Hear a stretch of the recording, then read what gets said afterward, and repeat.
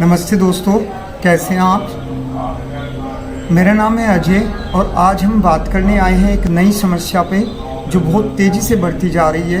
कुछ गलत आदतों के कारण, कुछ गलत खान पीन के कारण, एक्सरसाइज ना करने के कारण यह समस्या बहुत तेज़ी से बढ़ती जा रही है। इस समस्या का नाम है घुटनों का दर्द। खासकर 50 साल से ऊपर के व्यक्तियों में तो यह बहुत तेज़ी से बढ़ती है। तो मैं आपको बताऊंगा कि कैसे हम इस समस्या को ठीक कर सकते हैं और कैसे इस समस्या से बचा जा सकता है। अगर हम कुछ अपनी आदतों को चेंज करें, कुछ आयुर्वेद को अपनाएं, कुछ एक्सरसाइज को अपने जीवन में स्टार्ट करें तो इस समस्या को बहुत हद तक रोका भी जा सकता है और ठीक भी किया जा सकता है। तो चलिए, सबसे पहले मैं आपको बताऊंगा कि मैं कौन कौन से आसन हैं जिन आसनों का हम अभ्यास करें।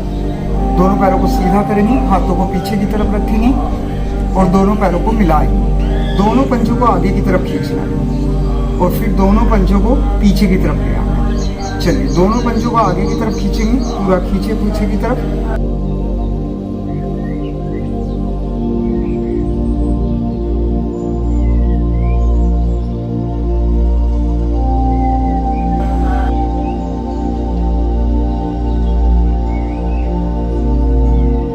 थोड़ी देर तक आपने इसमें रोक के रखना है।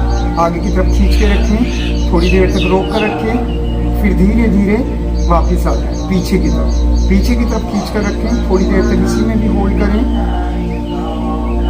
अब दोनों पैरों को हम घुमाएं। दोनों पैरों को घुमाना है आपने।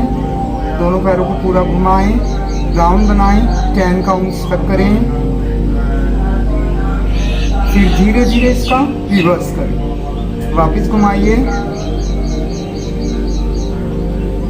सूक्ष्म व्यायाम है लेकिन पैरों के लिए बहुत अच्छी एक्सरसाइज है।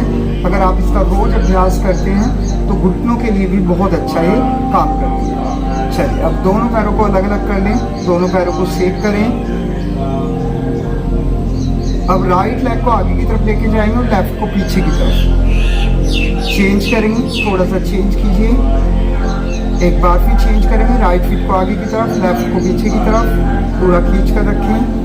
फिर बदलाव करें, राइट फीट को अपनी तरफ, लेफ्ट को आगे की तरफ। एक बार फिर बदलाव करें और एक बार फिर बदलाव करें।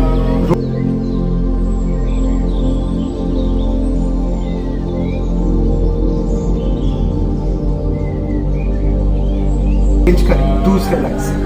1 2 3 4 5 6 7 8 9 10। सेक करेंगे लेग्स को। चलो, अब हम राइट लेग को बेंड करेंगे। फिंगर्स लोग बनाएंगे थाइज के नीचे। श्वास भरते हुए लेग को ऊपर उठाएंगे, पूरा सीधा करने की कोशिश करें। श्वास निकालते हुए नीचे की तरफ, श्वास भरते हुए ऊपर की तरफ, श्वास निकालते हुए नीचे की तरफ। एक बार फिर श्वास भरते हुए ऊपर की तरफ, श्वास निकालते हुए नीचे की तरफ। एक बार फिर श्वास भरते हुए ऊपर की तरफ और श्वास निकालते हुए नीचे की तरफ। लास्ट टाइम श्वास भरते ऊपर की तरफ होल्ड करके रखें, श्वास को अंदर भर के रखें, पंजे को अंदर की तरफ खींच के रखें और पैर को सीधा रखें। थोड़ी देर तक इसी अवस्था में रुकें और फिर धीरे धीरे वापस आ जाएं। पैर को सीधा कर दें। एक बार हम दूसरे पैर से भी करेंगे। इसके नीचे भी फिंगर्स लोग बनाइए थाइस के। श्वास भरते हुए लेग को ऊपर उठाइए, टोज अंदर की तरफ, श्वास निकालते हुए नीचे की तरफ, श्वास भरते हुए ऊपर की तरफ, श्वास निकालते हुए नीचे की तरफ। एक बार फिर श्वास भरते हुए ऊपर की तरफ, श्वास निकालते हुए नीचे की तरफ और श्वास भरते हुए ऊपर की तरफ। होल्ड करके रखेंगे।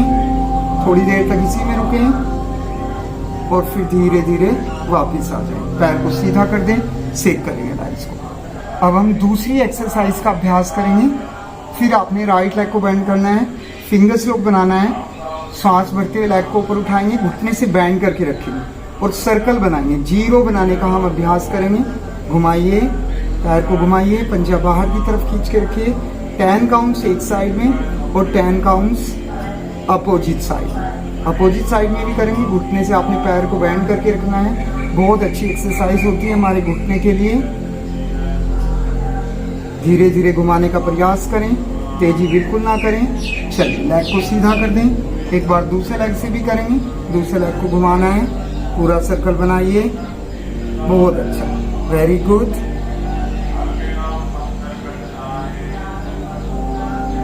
धीरे धीरे वापस आएंगे।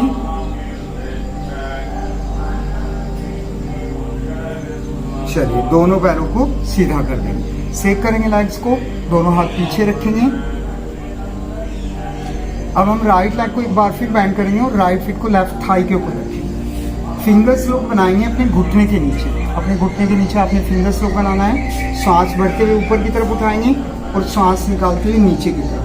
सांस भरते हुए ऊपर की तरफ करेंगे और सांस निकालते हुए नीचे की तरफ। एक बार फिर सांस भरते हुए ऊपर की तरफ, सांस निकालते हुए नीचे की तरफ। एक बार फिर सांस भरते हुए ऊपर की तरफ और सांस निकालते हुए नीचे की तरफ। होल्ड करके रखेंगे, थोड़ी देर तक इसी में रुके रहिए।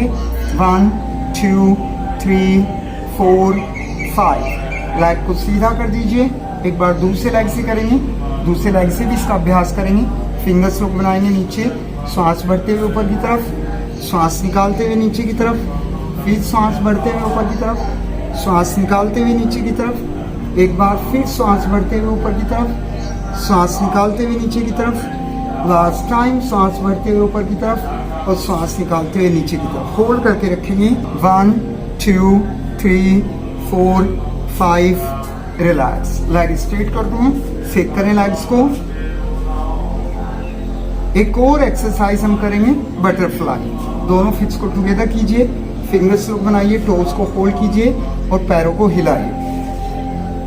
बटरफ्लाई भी बहुत अच्छी एक्सरसाइज होती है आपके नीज के लिए, आपके थाइस के लिए, हिप्स के लिए।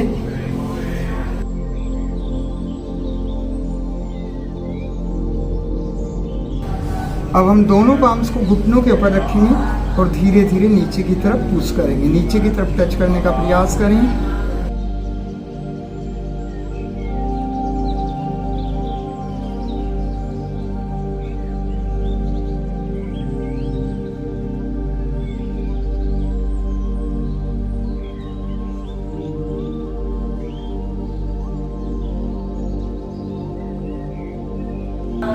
लेग्स सीधे कर दीजिए, सेक करिए लेग्स। एक और एक्सरसाइज है, दोनों पाम्स पीछे की तरफ रखेंगे। केवल फिंगर्स को, जो पैरों की उंगलियां हैं और टोज है, इनको केवल अपने आगे की तरफ खींचना है पूरा। फिर पीछे की तरफ खींचेंगे, पूरा स्ट्रेच करेंगे, पूरा खींचिए आगे की तरफ, पीछे की तरफ खींचिए, फिर आगे की तरफ खींचिए, पीछे की तरफ, एक बार फिर आगे की तरफ, पीछे की तरफ, एक बार फिर आगे की तरफ, पीछे की तरफ। चलिए एक बार फिर आगे, पीछे की तरफ। चलिए फॉरवर्ड, होल्ड करके आपने रखना है। 1 2 3 4 5 6 7 8 9 10। पीछे की तरफ खींच के रखिए पूरा। 10 9 8 7 6 5 4 3 2 1। सेक करेंगे लेग्स। पहले कैट पोज में आ जाएंगे, कैट पोज में आ जाइए और जैसे बच्चा चलता है इस तरह आपने चलना है। थोड़ा सा गद्दा मोटा यूज करेंगे आप नीचे, जो आपके नीचे गद्दा रहे इसके ऊपर आप चलें तो मोटा यूज करेंगे। तो जब ऐसे आप धीरे धीरे चलते हैं तो बहुत अच्छी एक्सरसाइज होती है हमारे नीज के लिए। आपने इस पे घूमना है, धीरे करके घूमें, चलें। और जो लोग आराम से चल सकते हैं फिर धीरे धीरे करके ऐसे करके चलें। ऐसे करके भी आप चल सकते हैं, तो बहुत अच्छी एक्सरसाइज होती है हमारे नीज के लिए। धीरे धीरे वॉक करें, गद्दा नीचे मोटा यूज करें। चलिए वापिस आ जाएंगे। अब दोनों पाम्स को नीज के ऊपर रखेंगे और नीज की मसाज करेंगे।